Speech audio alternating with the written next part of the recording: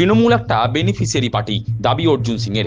স্বাগতম স্বাগতম অর্জুন সিং স্বাগতম, স্বাগতম স্বাগতম অর্জুন সিং, স্বাগতম অর্জুন সিং স্বাগতম, স্বাগতম স্বাগতম Arjun Singh welcome, welcome welcome Arjun Singh welcome,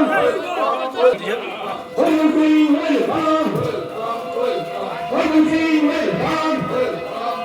Trinamool একটা বেনিফিশিয়ারি পার্টি। শনিবার ভাটপাড়া পুরসভার ৩২ নম্বর ওয়ার্ডের মাদ্রাল বিবেকানন্দ পল্লী ক্লাব প্রাঙ্গণে অগ্রগতি সংঘের উদ্যোগে স্বেচ্ছায় রক্তদান শিবিরে হাজির হয়ে এমনই দাবি করলেন রাজ্যের পরিবহন ও শ্রমমন্ত্রী অর্জুন সিং। এদিন মন্ত্রী বলেন, অনেক আগেই তিনি বলেছিলেন তৃণমূল একটা বেনিফিশিয়ারি পার্টি। এই পার্টি যেদিন সরকার থেকে চলে যাবে সেদিন তৃণমূল পার্টি তাসের ঘরের মতো ভেঙে পড়বে। তৃণমূলের আজ সেই অবস্থা। প্রসঙ্গত, চলতি বছরের শেষের দিকে রাজ্যের একাধিক পুরসভায় নির্বাচন হওয়ার কথা। তবে তৃণমূলে যেভাবে ভাঙন শুরু হয়েছে তাতে পুরসভা নির্বাচনে তৃণমূল প্রার্থী দিতে পারবে কিনা তা নিয়ে যথেষ্ট সন্দেহ রয়েছে। এ প্রসঙ্গে মন্ত্রীর জবাব, তৃণমূলে যারা দাঁড়াতে চাইবেন তারা নির্ভয়ে মনোনয়নপত্র জমা দিতে পারবেন। 12 মাস আগে বলেছিলাম কি এই পার্টিটা বেনিফিশিয়ারি পার্টি। এই পার্টি যেদিন সরকার থেকে চলে যাবে এই পার্টি তাসের ঘর যেরকম ভেঙে যায় সেরকম পুরসভা নির্বাচনে কি তৃণমূল প্রার্থী দিতে পারবে?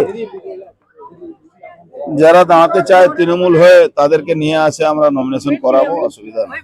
অভিষেকের গ্রেপ্তার নিয়ে মন্ত্রী বলেন, বেশি দিন আর অভিষেক জেলের বাইরে থাকতে পারবে না। নিশ্চিত রূপে অভিষেক জেলে যাবে। সবার একটা টাইম থাকে, ওর টাইমের এখন আসেনি, ওই টাইমটা এসে যাবে, ঠিক জেলে যাবে। আপনি দেখেছেন কণ্ঠস্বরে যেন লাস্ট সময়সীমা বেঁধে দিয়েছে কোর্ট। ওটা একটু ফাঁক খুঁজে বেড়ায় এরা, যাদের কাছে পয়সা থাকে। আমার মনে হচ্ছে বেশিক্ষণ বাইরে থাকতে পারবে না, জেলে যাবে। উক্ত রক্তদান শিবিরে এদিন হাজির ছিলেন ভাটপাড়া পুরসভা তদন্ত কমিটির চেয়ারপারসন হিমাংশু সরকার, তথ্য ও সংস্কৃতি দপ্তরের সহ অধিকর্তা রানা দেবদাস, প্রাক্তন কাউন্সিলর পল্লবী কুণ্ডু, উদ্বাস্তু সেলের রাজ্য কমিটির সদস্য সুজয় সরকার, সুকমল ঘোষ, রত্নেশ্বর দাস, গৌরাঙ্গ সরকার প্রমুখ।